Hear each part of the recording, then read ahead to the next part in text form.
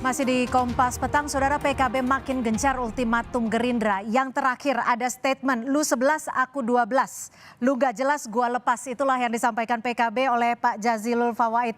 Sekarang saya akan langsung ke Pak Saiful Huda. Pak Saiful, akan ada limit waktu tidak yang akan diberikan PKB kepada Gerindra? Karena kalau dilihat hitung-hitungannya Mas Toto tadi, bahwa PKB ini cukup kuat di daerah-daerah di mana Pak Prabowo-nya lemah di Pilpres sebelumnya.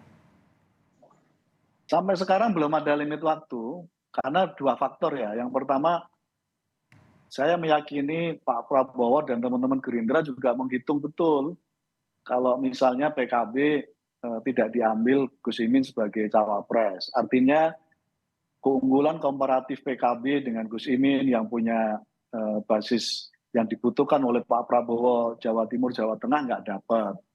Yang kedua, faktor Pak Prabowo tidak dapat kekuatan dan figur yang ideologis. Karena saya meyakini pemilu 2024 potensi polarisasinya masih tinggi. Dalam suasana politik polarisasi, semua orang akan kembali ke rumahnya masing-masing. Orang NU pasti balik lagi milih PKB semua. Dan tapi ini udah 12 bulan loh Pak Saiful.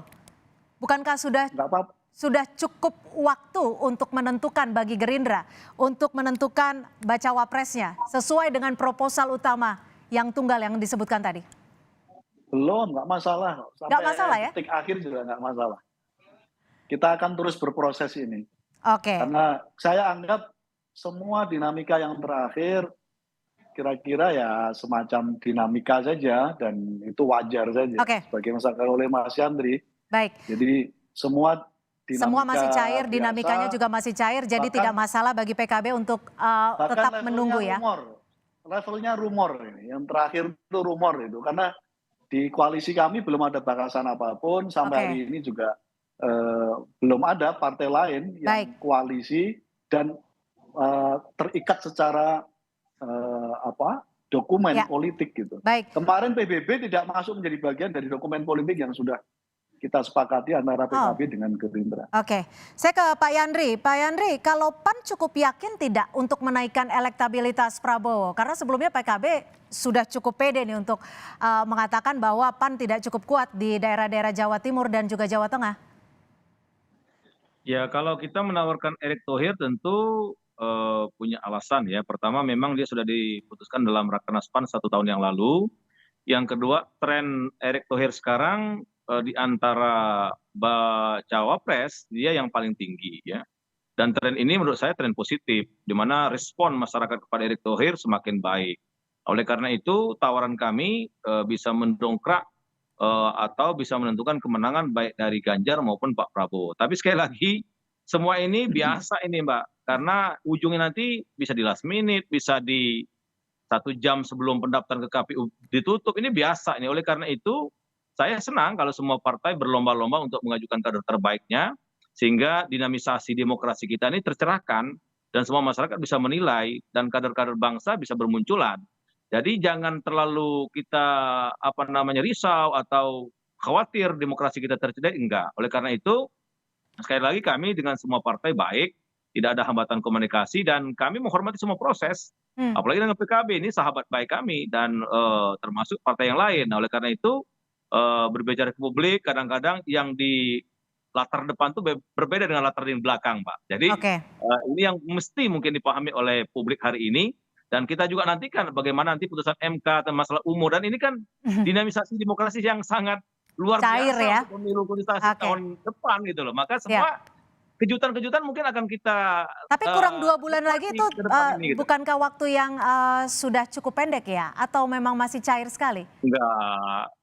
Cukup pendek itu pembatasannya jam 12.59 menit 11 malam 15 menit waktu Indonesia Barat di gedung KPU, itu yang membatasi saja itu. Oke, jadi artinya masih cukup banyak waktu ya. Oke, Mas Toto, kalau dari hitung-hitungannya Mas Toto sendiri ini mana yang lebih untung bagi PKB sendiri, untuk ke Pak Prabowo atau ke Pak Ganjar? Iya, pertama gini, waktunya masih hampir 4 bulan. Jadi terakhir itu masih 25 November ya. Memang sebenarnya masih cukup lama. Dan kita tahu 2019 di jam-jam terakhir sosok cawapres bisa berganti gitu kan. Jadi saya sepakat dengan Bang Yandri tadi. Kalau terkait dengan PKB lebih menguntungkan ke siapa, ya kedua-duanya punya peluang menang saat ini. Kalau bicara targetnya untuk menang, menjadi bagian dari kekuasaan, gitu kan, dapat power sharing misalnya. Kalau bicara sejarah atau kemudian bagaimana saling membagi area pertarungan dalam konteks konsolidasi koalisi, sebetulnya PKB itu paling mudah berkoalisi dengan PDI Perjuangan. Misalnya ketika berbicara di Jawa Tengah dan Jawa Timur, atau kalau kita lakukan survei dapil, udah bisa kebaca kabupaten mana yang PKB, kabupaten mana yang PDI Perjuangan. Itu sudah terbentuk pattern-nya ya dalam beberapa pemilu. Malah saya melihat ada sedikit kanibalisme kalau kita lihat di antara Gerindra dengan PKB sebetulnya kalau dibaca survei dapil.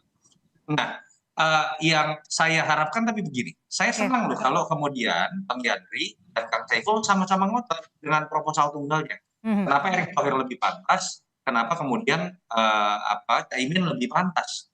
Yang berbahaya kalau kemudian, bahkan kalau perlu dipertandingkan, ada dalam forum-forum berbicara mengenai gagasan, berbicara mengenai narasi.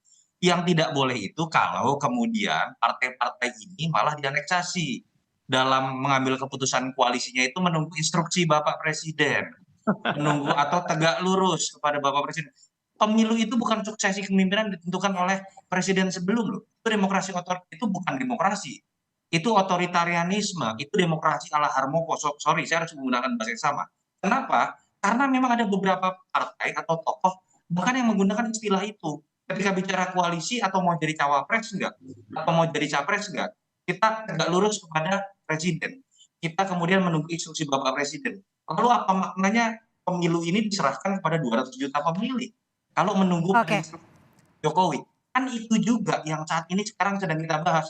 Orang menunggu apakah anaknya presiden akan lolos lewat gugatan MK. Apakah presiden akan lebih setuju pada orang yang dekat padanya atau melepaskan itu pada independensi partai dalam konteks berkoalisi. Itu yang menurut saya saat ini harus kita berani terbuka untuk diskusikan. Baik, terakhir singkat saja Pak Saiful Huda, PKB menyatakan tetap setia dengan koalisi, singkat saja. Kalau boleh ada bocoran goda-goda dari PDI Perjuangan saat ini sejauh mana? Singkat saja. Kita masih mempertimbangkan dan terus akan mempersolid koalisi PKB Gerindra.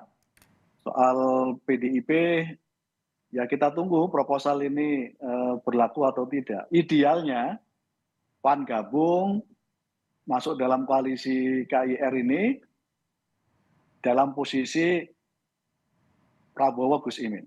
Itu ideal banget. Baik, itu yang diharapkan PKB. Terima kasih sekali lagi sudah bergabung bersama kami Direktur Eksekutif Carta Politika Mas Yunarto Wijaya, Pak Saiful Huda, Wasekjen PKB, dan juga Pak Yandri Susanto, Wakil Ketua Umum PAN, sudah bergabung bersama kami di Kompas Petang. Selamat sore.